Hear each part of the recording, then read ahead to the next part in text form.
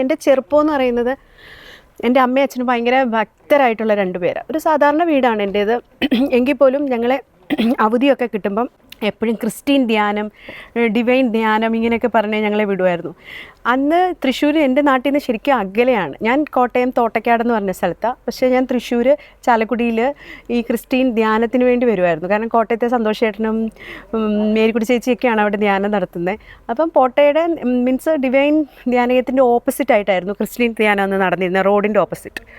ആ സമയത്തൊക്കെ എൻ്റെ ഒരു അവധിക്കാല ജീവിതം എന്ന് പറയുന്നത് തൃശ്ശൂരായിരുന്നു. അത് അന്ന് അതിനെപ്പറ്റി ഒന്നും അറിയത്തില്ലേ പോലും. ഇപ്പം നിങ്ങളുടെ ഇൻ്റർവ്യൂ എനിക്ക് വന്നപ്പോൾ ഞാൻ അതാണ് ആദ്യം ചിന്തിച്ചത്. ഞാൻ ദൈവത്തിലേക്ക് ഏറ്റവും കൂടുതൽ അടുക്കാനുള്ള കാരണം ആ ഒരു ധ്യാനമൊക്കെ തന്നെയാണ്. ചെറുപ്പം മുതലേ ഒരു ഫാമിലി ബാക്ക്ഗ്രൗണ്ട്.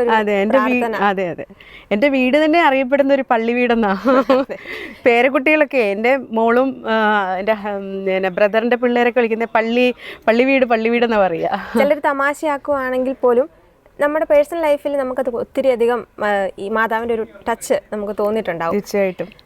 ഈ ഒരു സമയത്ത് ഒരു സിനിമ ലൈഫാണ്, ഭയങ്കര തിരക്കുള്ള സമയങ്ങളാണ്, ഷൂട്ടൊക്കെ ഒരു സമയം ഉണ്ടാവില്ല.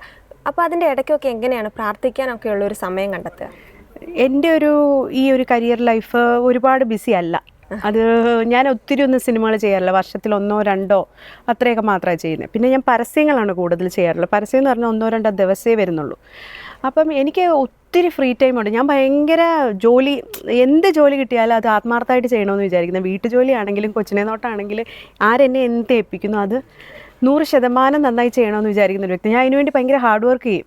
അതുമാത്രമല്ല, അതൊരു 100 പറഞ്ഞാൽ അത് 101 ചെയ്തു കൊടുക്കണം. അപ്പോൾ ഒരുപാട് ആത്മാർത്ഥതയും പാടില്ല എന്ന് പല വട്ടം എനിക്ക് തോന്നിയിട്ടുണ്ട്. എങ്കിൽ പോലും അത് വീട്ടിലെ കാര്യമല്ല, പുറത്തെ കാര്യങ്ങൾ ചെയ്യുമ്പോൾ എങ്കിൽ പോലും എന്നെക്കൊണ്ട് അത് അങ്ങനെ ചെയ്യണോ, അല്ലെങ്കിൽ എനിക്കൊരു ആത്മസംതൃപ്തി ഇല്ല.